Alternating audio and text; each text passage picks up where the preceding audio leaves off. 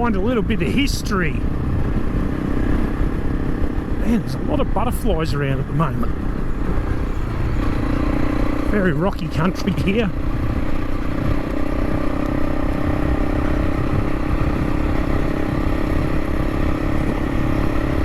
I forget what this is called down here, but I only remembered it the other day. I thought I'll bring us out and give you a look.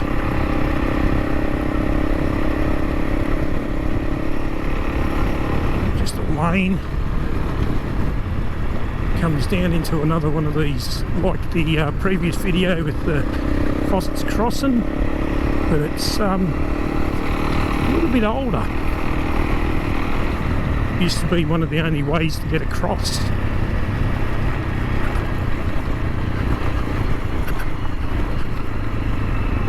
The history here. Another great little spot. The ford been put in. But you can see there used to be an old bridge here. Used to come off up there. Go across right over to that mound over there. Beautiful clear water.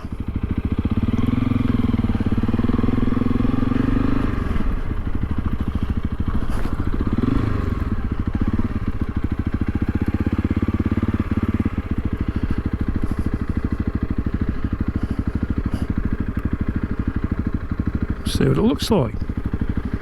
Might even take a photo.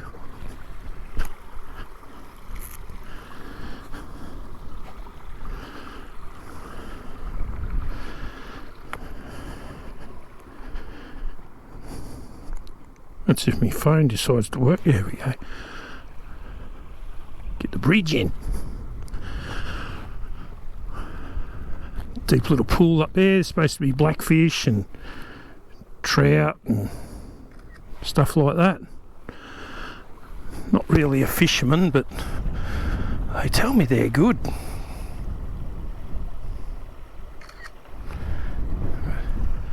Anyway, look around, see if we see any fish. Thanks, mate. Anyway. Bit of red gum still standing.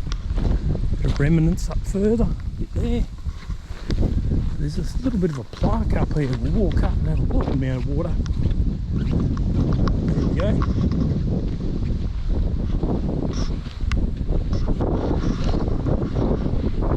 Oh, she's a bit hard to read. Foleys Bridge.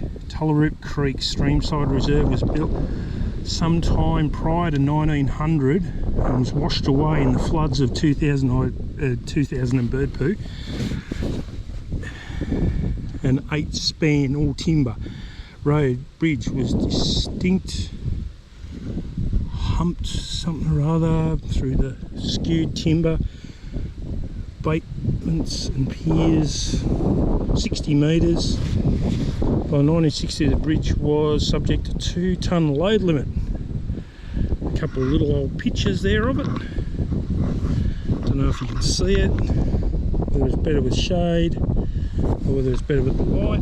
Probably with the light, don't know. But you know, how much they spend, little old Parks Victoria, putting this plaque here, and look at it, look at the state. I can barely read it. I can't read this down here. Oh, no, not really. Terrible. You'll see people come out here, do a bit of fishing. It's all good fun. Oh, dust on me, it's got to get rid of that. Have a look. This is the Alpine Star gear I use. It can take the arms off. I just wear body armour under it. Always got my body armour on, especially riding by yourself. It's not hot, just t-shirt under that. Got me knee guards on, and I got to say, guys, if you want a pair of adventure boots, just do yourself a favour and buy these Alpine Star Crf300rally. They are the most comfortable, better than Formers by far. They don't squeak. Can you hear them squeaking? Nope. Ooh, there's no snakies. There's a lot of red-bellied blacks and browns in here. But yeah, they're brilliant. I've done 22,000 kilometres in these boots and they have never leaked. They've never become uncomfortable. I love them. Best boots I've ever had. And I've had a lot. Tech 8s are my next favourite, but they don't really do Tech 8s anymore. Tech 7s are very comfortable. I've got a set of them. But I still got my Tech 8s and I bought them in the 90s and they're still holding up. But the soles are getting worn out and it's going to cost more to replace a sole than it is to actually buy another pair of boots. So I was quoted. You can see the silt builds up on the fence here. That's how deep the water gets, right up. Huge wave thing they've got here, which deepens it up. You can see you got measurers and how it goes up the hill, and that's easily swimming in there and a bit of fish. If you don't try and ride across these are like up in Queensland like that, it's like, oh, God, I couldn't walk across there, let alone ride a motorbike across it. Little fun fact, if you go further up this river, is where one of the scenes for Mad Max was filmed. I think it was either, can't be sure, but I think it was the scene where he had petrol pouring into the wheel trim and handed the guy the hacksaw and said, "Your choice, buddy," in no uncertain terms. And kabloomo. Well, that's it. And a lot of the tracks up here and the roads were the ones used, because it's straight up that direction is Clunes, where I think it was Toe Cutter did his donut in the main street of Clunes, and that burnout stayed there for so long they wouldn't get rid of it. They didn't want to cover it because people were coming taking photos of it. Whatever. Left the bridge site now and we're on the other side. We're heading out the other way, assuming I can get right through. You're meant to be able to. I came down here in my four-wheel drive a few years back and it was wet and it was a bit of a hellish experience, I must say. I got through, but oh, the mud and crap that I had to clean. See, the old fences had the old cable on top. Don't know why they did that. Through a cutting here, bit of a steep climb this.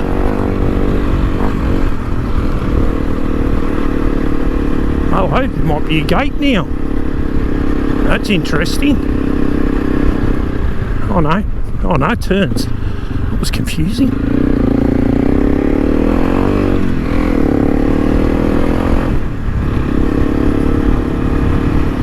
You can see it's very open country. I think it's Mount Caruchiang they call it over there, over towards a place called Dalesford, the alternative people capital of Victoria.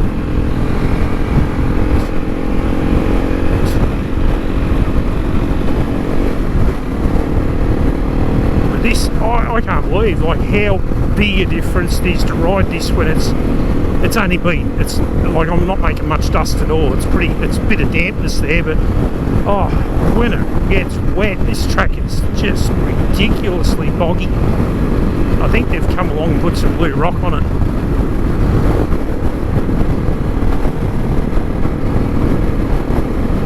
You'll see what I was saying about Mad Max was filmed around here, the big open roads.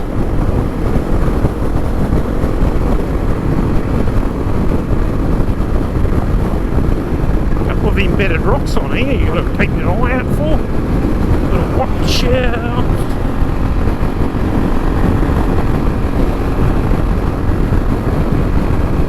These are great little bikes.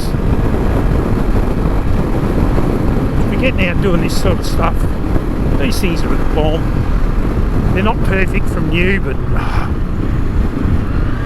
there we go, tar.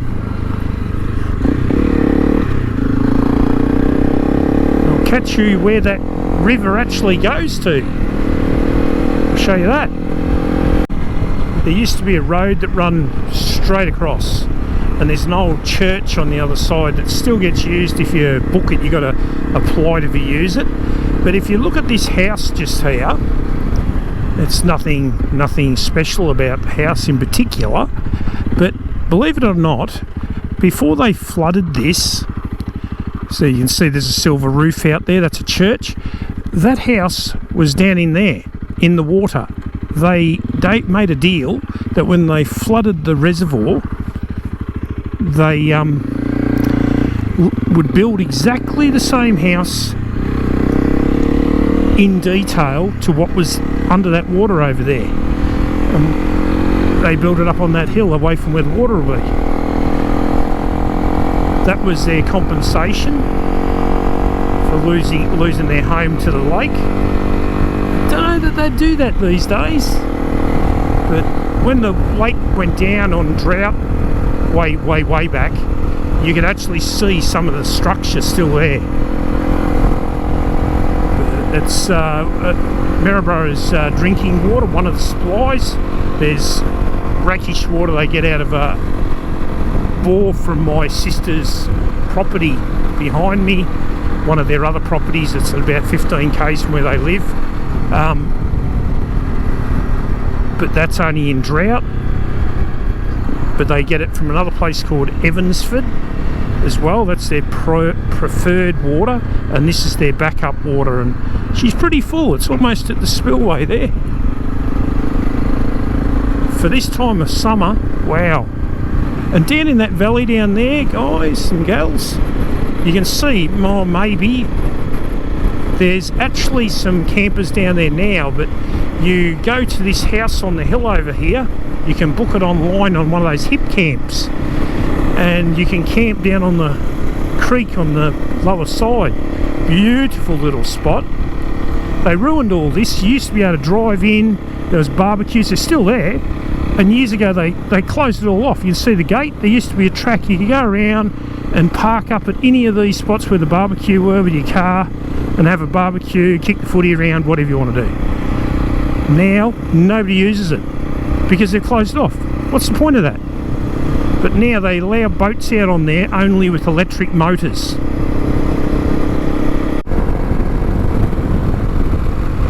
Yeah, looks like this might be my brother-in-law right here. He's fairly committed to his farming, as you can tell. I'll get off the road here and go past him.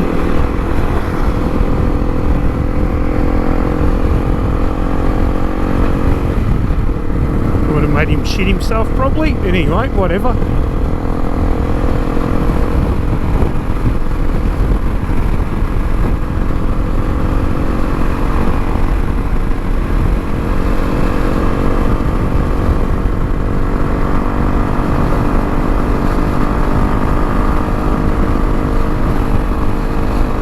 Get back in.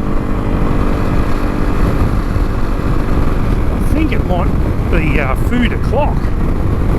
Yeah, it's 12:33, so I think I might get some food.